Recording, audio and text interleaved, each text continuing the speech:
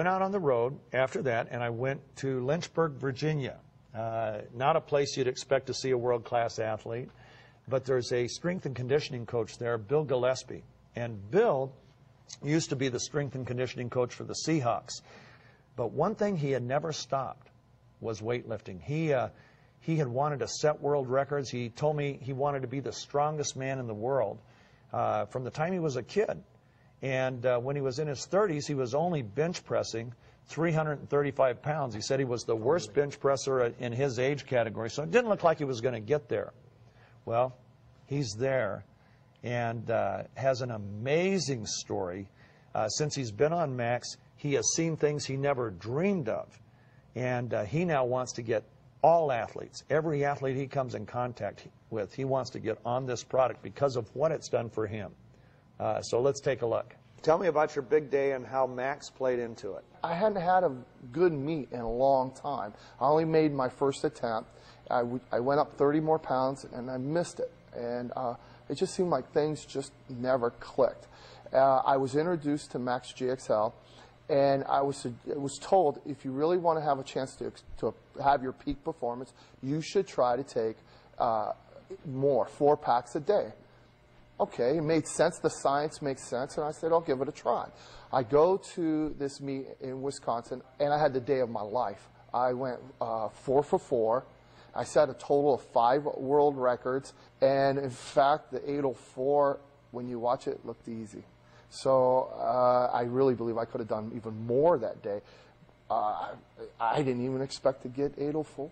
I'm very thankful for that day. Is it normal for a person to break a world record and then break that record? No, it's never, I've never had a day like that. I opened up, because I knew I was relatively strong. I knew I had a good day. I opened up with 6 pounds over my age group world record. And I was a little nervous about that, but I thought I can handle it. And I was pretty confident in my first and second attempt. I thought I had a good chance. What I didn't realize was those were going to be the 2 toughest attempts I took. After that, it got easier. I've never had a day like that. Usually it gets harder. I went 722 for my age group world record, went to 749, got another world record for my age group, went to 771. A little nervous about that. It got it easy, and then I went and I said, you know, the open world record's 801. I used to have it at 800. I thought, let's just go for it. I have nothing to lose. Let's give it a try. And when he handed it off the weight to me, I thought, if I miss this weight, I'm going to be embarrassed. And it went up, at the time, relatively easy. So I couldn't believe it. What a day. I mean, what an incredible day I had. And I'm very thankful for that. Had you ever had a meet where you recovered so quickly that you could keep adding weight like that? Never. Nothing even remotely close to it. Nothing ever experienced. And here's the thing. I was 49 years old. Ain't supposed to happen when you're 49 years old. I've been doing this since I was 14 years old. So would you say that your recovery after each lift was amazing? People were commenting afterwards and between attempts how you look like you're getting stronger as you go along. And I was like, I was confused by it. This was my first experience with Max GXL, so I wasn't quite prepared for this. Since I've been getting on the Max GXL, I've been able to train more frequently heavier than most people would ever consider. Most of the time, most of my competitors will lift heavy 1 time a week, maybe 2 times a week. I'll lift heavy 4 times a week. I was so excited. I will only compete in a drug-tested meet. The first thing I did was I go to the meet director and I said, I want to be first in line to get drug tested. I want to get drug tested right now. He says to me, he goes, Bill, you are the only guy that always insists on getting drug tested. I said, it's because I have nothing to hide. So that guy got drug tested. I had been drug tested 8 weeks earlier, so there was nothing to hide. I got my test results back. Everything perfectly clear.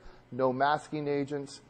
Everything's 100% approved, and I have been lifetime drug-free all my life. And as far as supplements are concerned, I've never been a big fan of supplements. I've always been a lot more leaning towards food. They just never seem to work, to be honest with you. And And after you try one and you find that it does work, you start to realize which ones really don't work. And this stuff is pretty incredible what it's doing for me. I'm excited. I can't wait to see what's going to happen at Worlds in October. I'm hoping to do something extraordinary. What would you say to the people out there, the athletes that are thinking, should I try this, should I not try this? What would you tell them about Max? Oh, I'd tell them to definitely give it a try. If you're finding that you're not recovering from workouts, because that's the key. We assume as athletes and as coaches that you're going to work hard. We assume that you're going to do a program that's going to make you better. The key, the true key to success is recovery. How fast can you recover so you can duplicate that workout again? And Max GXL has allowed me to do that at 49 years of age, almost 50. If it works for me, what could it do for someone younger than me? It'd be amazing.